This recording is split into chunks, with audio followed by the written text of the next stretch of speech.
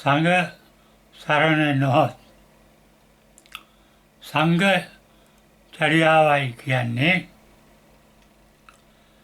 සමස්තයේම චර්යාවට හැසිරෙන ස්වරූපයට. මේ හැසිරීම කියන ක්‍රියාකාරීත්වය සිතෙන්, කයෙන්, වචනෙන් සිද්ධ වෙන්න පුළුවන්. ඒ ක්‍රියාකාරීත්වය සමස්තයක් වශයෙන් ගත්තාම සංඝ කියලා කියන්න පුළුවන්. මුළු මහත් විශ්වයේම පවතින්නේ ඒ වගේ එකමුතුවක්.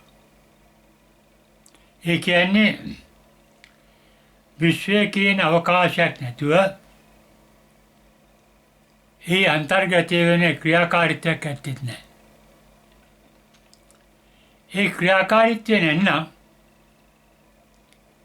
විශ්වය කියන අවකාශයක් ඇත්තෙත් නැහැ.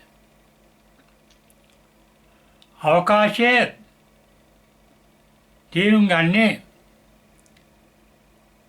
විශ්ව ක්‍රියාකාරීත්වයට සාපේක්ෂව. ක්‍රියාකාරීත්වයක් තියෙනවා නම් ක්‍රියාකාරීත්වය තියෙන තැනක් තියෙන්න ඕනේ.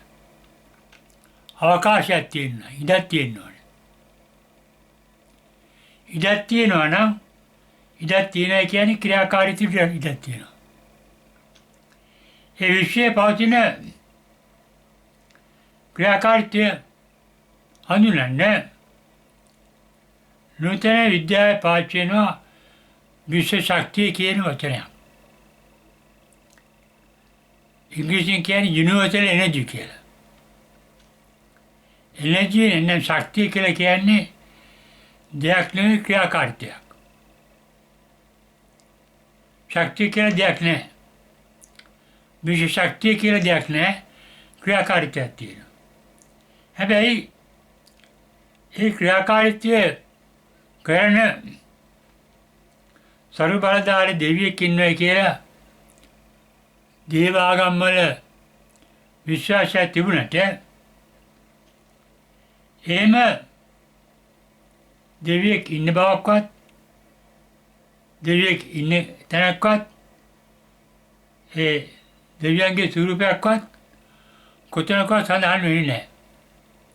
හැබැයි සඳහන් වුණාට විශ්වය තුළ ක්‍රියාකාරීත්වයක් තියෙන බව පේනවා. ඒ ක්‍රියාකාරීත්වය නිතරම විශ්වය කියන අවකාශයට සම්බන්ධයි. ඒ අවකාශයයි විශ්ව ක්‍රියාකාරීත්වය දෙකේ එකතුව තමයි සංඝ තත්ත්වය කියලා කියන්නේ. සංඝ කියන්නේ සමූහය. ඒකීයත්වය. ඒ ඒකීයත්වය නිසා කවදා හරි විශ්ව ක්‍රියාකාරීත්වය දෙකම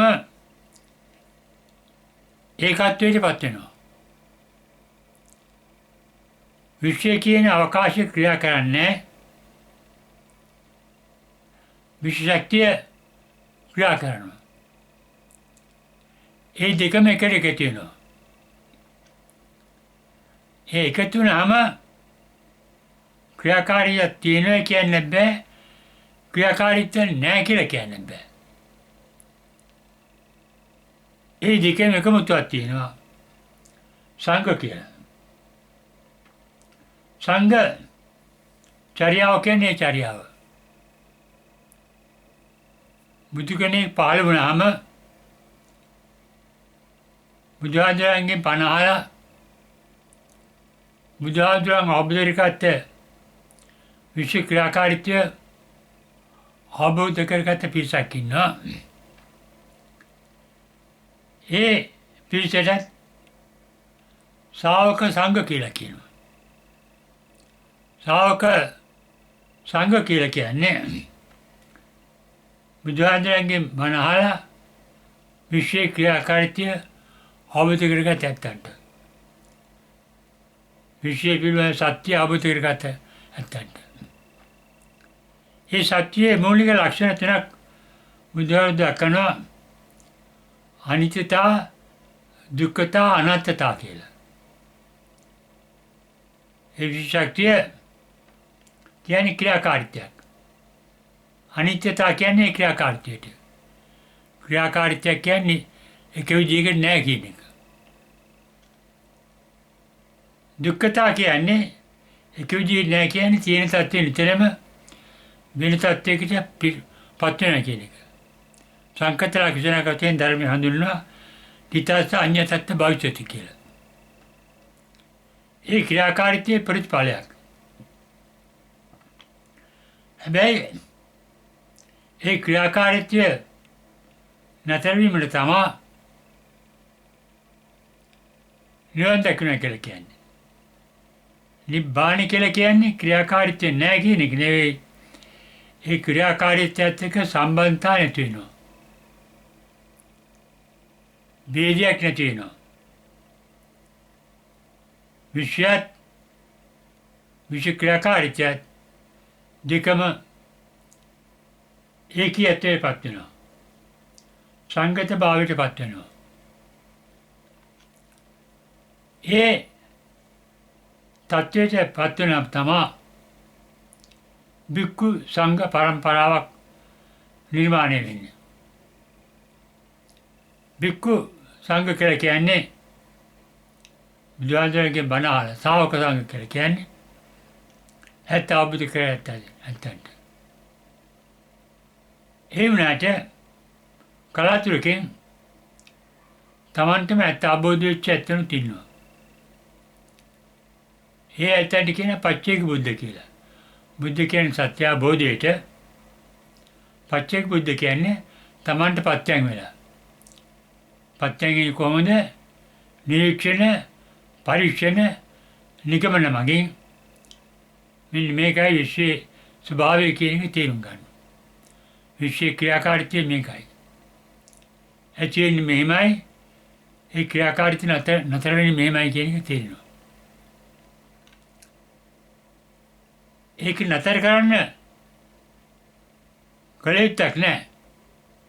ඉබේම සිද්ධ වෙනවා. ඒකට හේතුව මොකද?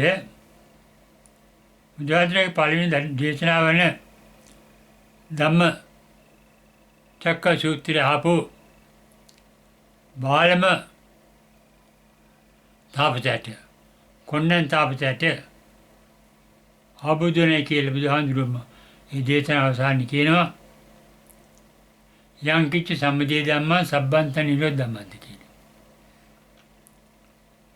ඒ ඇත්ත අවබෝධයෙන් තමයි ඇත්ත අවබෝධය නිසා තමයි කොණ්ණන් තාපසයට අඤ්ඤා කොණ්ඩඤ්ඤ කියලා නමක් වෙලා තියෙනවා. ඒ අඤ්ඤා කොණ්ඩඤ්ඤ තාපසයට අවබෝධය මොකද්ද? යං කිච්ච සමුදය ධම්මා සබ්බන්ත නිරෝධ ධම්මන්ති. ඇති වෙන හැම දෙයක්ම නැති වෙනවා කියලා. ඒ අවබෝධය ඇති වුණා කියලා කියන්නේ ඇති වෙන දෙයකට කැමැත්තක් ඇති වෙන්නේ අකමැත්තක් ඇති වෙන්නේ නැහැ.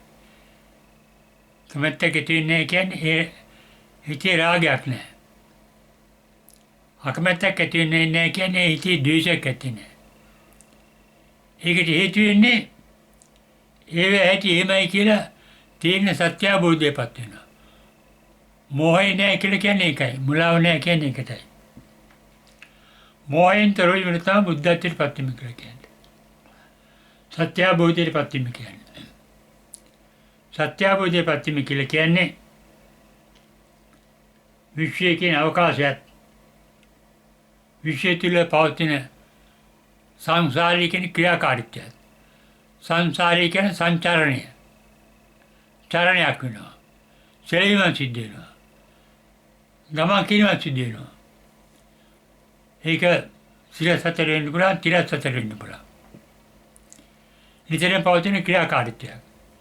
ඒ ක්‍රියාකාරීත්වය නිසා නිතරම තියෙන තත්ත්ව වෙනස් වෙනවා. ඒ නිසා තියෙන තත්ත්වය අනිත්‍යයි. ඒ අනිත්‍ය වෙන්නේ කොහොමද?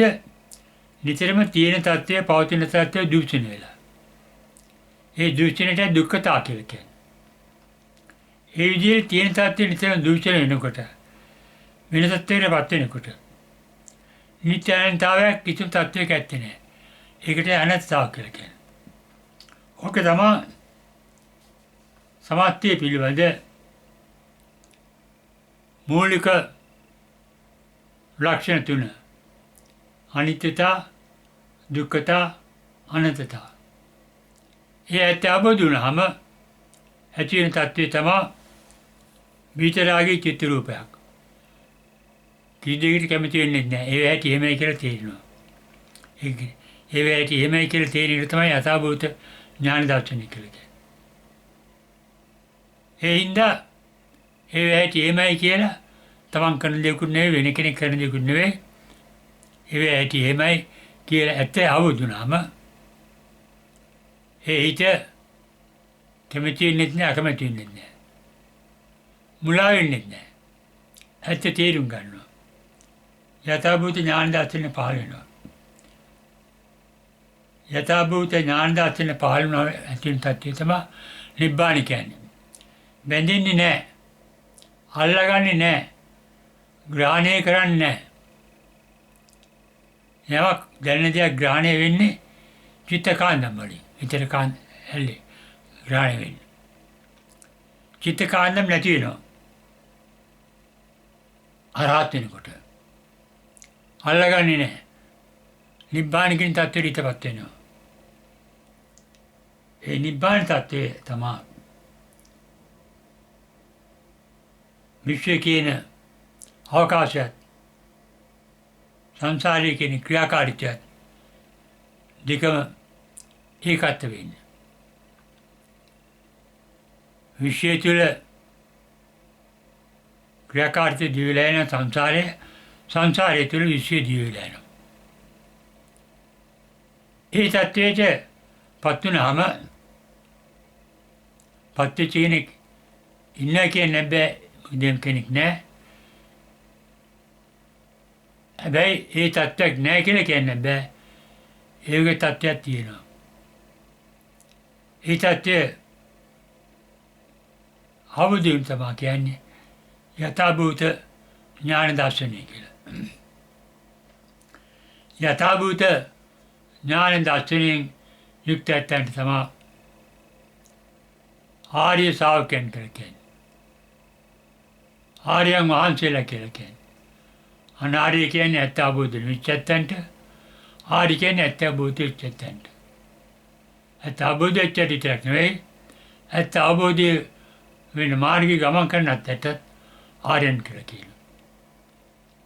ඒ වගේ අවබෝධය වැඩි අවස්ථා හතරක් තියෙනවා. සෝවාන්, සකදාගාමි, අනාගාමි, අරහත් කියලා. ඒ හැම අවස්ථාවක්ම මාර්ගය හා ඵලය කියලා කොටස් දෙකකට බෙදෙනවා. අරහත් මාර්ගයේ තියෙනවා. ඒ මාර්ගයේ ගමන් කළාම අරහත් ඵලයටපත් වෙනවා. අන්න එතකොට සංගත භාවයට, සමස්ත භාවයට පත් වෙනවා. අවකාශයත් සංසාරයත් දෙකම ඒකාත්ම බවටපත් වෙනවා. ඒ දෙක ඇත්තෙත් නැහැ, නැත්තෙත් නැහැ කිය හැකි තත්ත්වයකට පත් වෙනවා.